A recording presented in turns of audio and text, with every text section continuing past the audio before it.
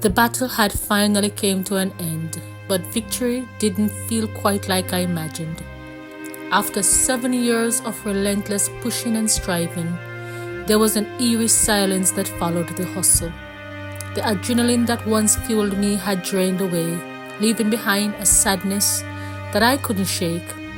I had been so focused on outrunning my challenges that I didn't notice when they stopped chasing. Now, with nothing left to distract me, I was left face to face with my own life, and I wasn't sure where I stood. That strange calmness hit me hard, and it was as though all the energy I had invested in running had nowhere else to go. I had been running from myself without realizing it, and the pause forced me to confront something that I wasn't ready to face. For years, I had defined myself by external achievements, by ticking off goals on some invisible checklist. Graduation, work, status. I kept moving forward with tunnel vision, hoping that the next milestone would fix whatever I felt was broken inside. But when the chase finally ended, I was left with me, and the realization that I had ignored everything going on beneath the surface for far too long.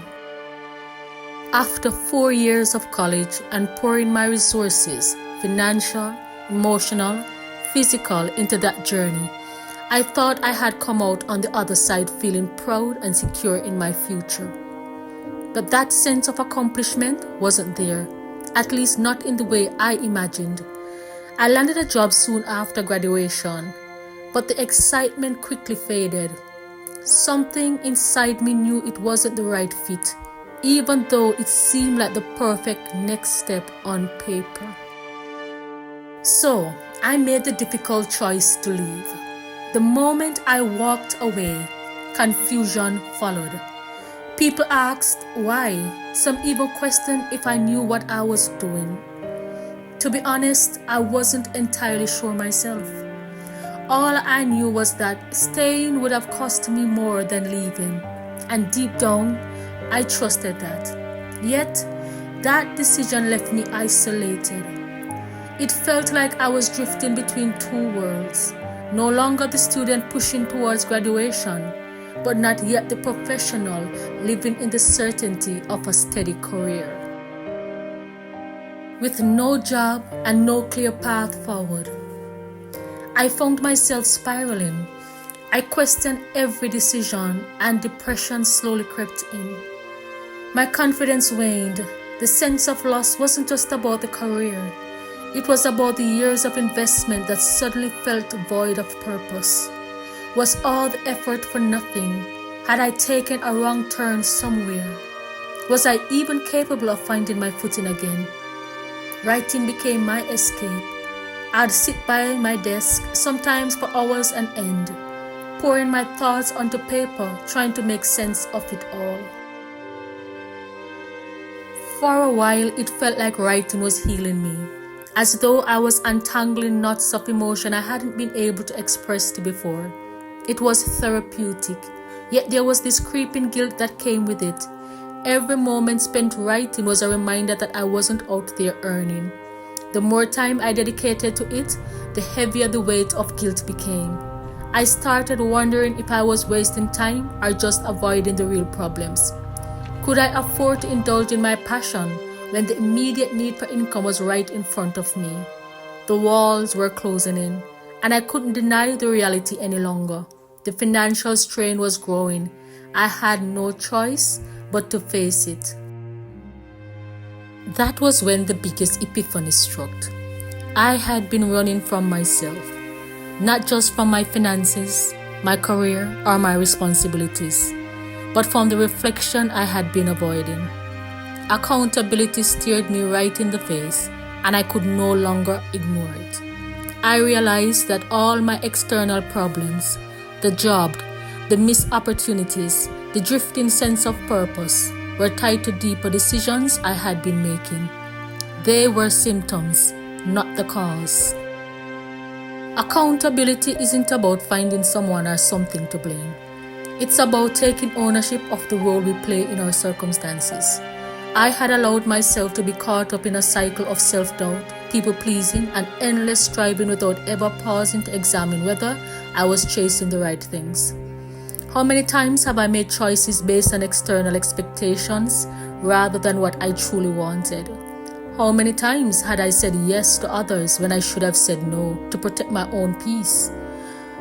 I had to own up to these moments, the patterns of overextending myself, giving when there was nothing left to give, had taken its toll. The relationships we built are no different. I have been there, entrusting people with my heart, ignoring the red flags, hoping they would change.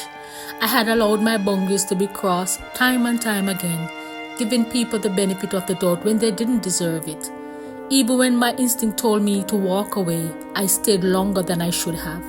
Each time, it became harder to accept that I had made the choice to stay. It was as if I was clinging to the hope that I could fix things by fixing others. The realization hit hard, but it was necessary.